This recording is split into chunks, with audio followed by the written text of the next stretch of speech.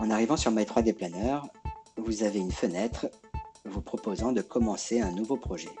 Vous pouvez renseigner un nom et choisir la forme de la pièce, carré, en L. Ici, on va rester carré. Ensuite, vous pouvez changer les dimensions des murs, donc au clavier.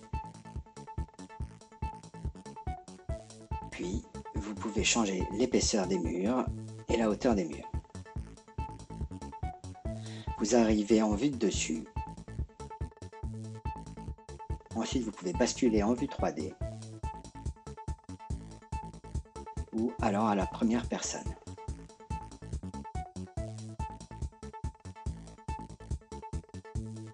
Ensuite, pour modifier la pièce ou les pièces, vous allez dans le plan. Vous vous retrouvez ici en vue de dessus. Vous pouvez rajouter des points sur un mur en double-cliquant dessus. Ensuite, vous pouvez déplacer les murs ou les points comme vous voulez pour changer les dimensions et les formes des pièces. Vous pouvez renseigner les dimensions au clavier en sélectionnant un mur et en accédant à sa fenêtre de propriété. Pour rajouter une nouvelle pièce, vous cliquez déposer un élément de la bibliothèque sur la scène. Ensuite, vous pouvez déplacer votre pièce, étirer les murs à la souris ou au clavier.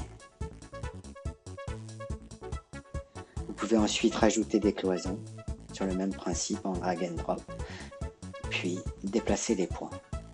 Vous pouvez rebasculer en vue 3D pour voir le rendu.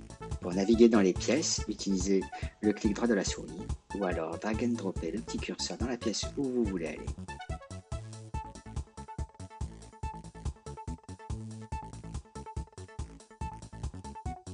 On va maintenant rajouter des éléments de structure à notre pièce. Donc pour cela, vous allez dans la bibliothèque à gauche, les structures, portes et fenêtres, les portes. Vous choisissez une porte, en drag and drop, vous la positionnez dans la pièce et déplacez l'élément. Ensuite, on vient positionner une deuxième porte qu'on vient déplacer, qu'on relâche dans un mur pour qu'elle se positionne bien. Et sur le même principe, on vient rajouter une fenêtre qu'on déplace et qu'on relâche dans un mur.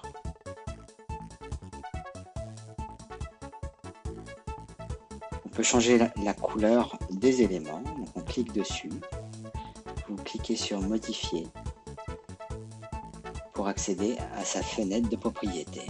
Vous pouvez ici changer les finitions, vous pouvez ensuite changer l'orientation de la porte avec une ouverture à droite ou à gauche. Donc selon les éléments, différents choix vous seront proposés.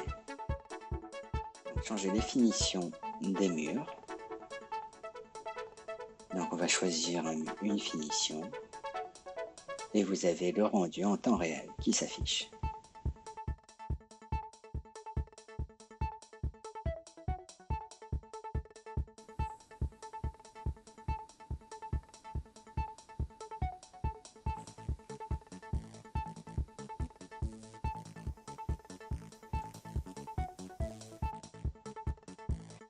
Vous pouvez toujours réajuster la position de tous les éléments dans la scène. Ou alors, changer ses dimensions directement sur la vue 3D, ici en drag and drop, ou alors au clavier.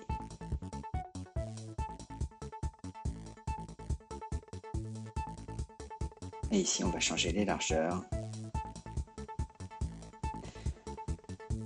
Nous allons modifier maintenant la fenêtre. Donc on recule un petit peu, on se met en vue 3D pour mieux voir. Vous pouvez changer la hauteur au sol de la fenêtre avec la flèche ou alors directement au clavier dans sa fenêtre de propriété. Et vous pouvez également changer ses largeurs, hauteur et profondeur. Maintenant on va rajouter un autre élément, donc on retourne dans la bibliothèque, on va aller dans les éléments de construction, choisir une forme libre, donc on va prendre ici un plan, on positionne sur la scène, On le tourne, donc une rotation de 90 degrés.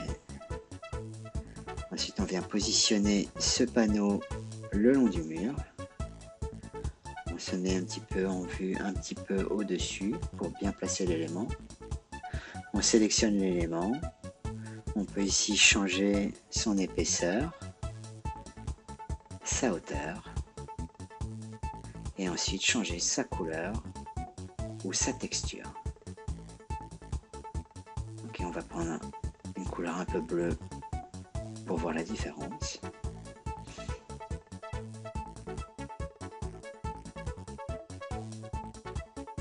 On va retourner en arrière dans la bibliothèque.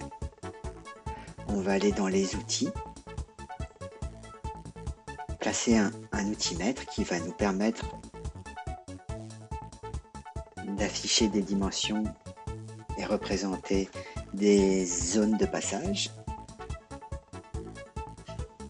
Donc aussi on clique sur l'outimètre, on le positionne, ensuite on peut changer ses dimensions en drag and drop ou au clavier. Ensuite on revient en arrière. On va aller chercher dans les bureaux un bureau en angle, donc dans les plans de travail. On positionne l'élément. Une fois le bureau bien positionné, on peut positionner correctement le mètre pour bien avoir les distances entre le mur et le bureau. Ensuite, on vient rajouter d'autres bureaux. Donc avec l'outil d'orientation, on met le bureau dans l'autre sens, on le positionne et rajouter un troisième bureau. Toujours avec l'outil d'orientation, on le met dans le bon sens et ensuite un quatrième bureau.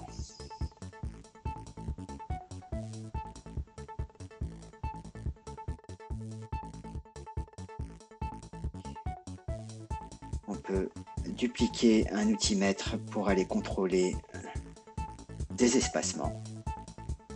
Donc ici, on change la rotation du mètre et on va changer la dimension. Et ensuite, sa dimension pour bien valider les espacements entre les murs et les meubles.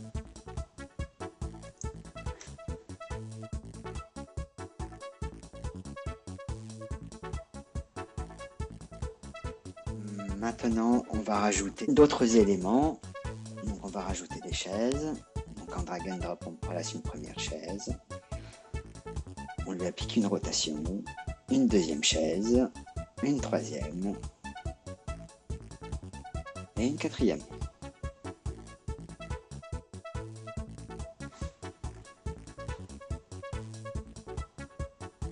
Toujours pour valider les zones de passage, on peut déplacer le mètre, lui donner une rotation pour bien valider qu'il y ait un espace suffisant.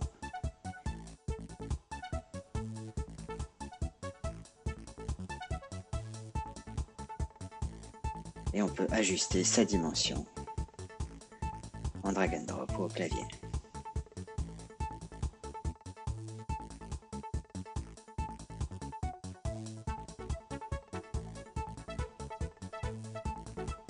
Ensuite, vous pouvez supprimer le mètre en le sélectionnant et en cliquant sur l'icône en forme de poubelle dans sa fenêtre propriété. On vient ensuite rajouter des rangements. Donc on va dans la bibliothèque, rangement haut. On place l'élément en drag and drop.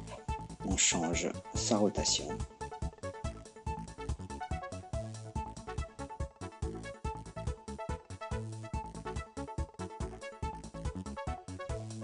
On change sa position.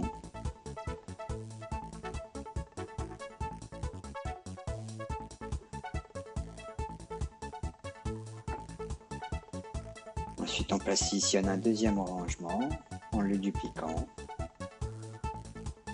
On le tourne et ensuite on le positionne le long du premier rangement.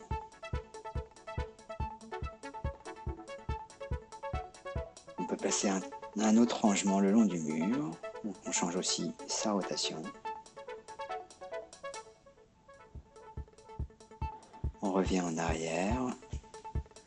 On va aller choisir des éléments de décoration, donc une plante.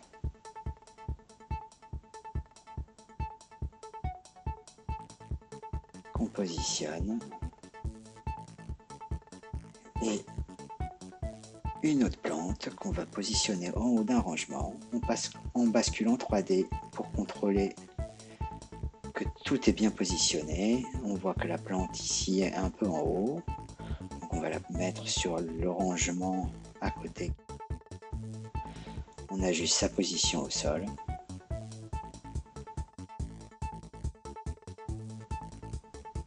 On va rajouter des éléments de décoration. Donc on va retourner dans la bibliothèque. Prendre les tableaux. Donc on positionne un premier tableau. Un deuxième tableau. On vient tourner pour le mettre le long du mur. Ensuite, pour un meilleur placement des objets, on va passer en vue 2D. On sélectionne l'élément et avec les flèches, on positionne correctement l'élément. On rebascule en 3D pour avoir un aperçu global.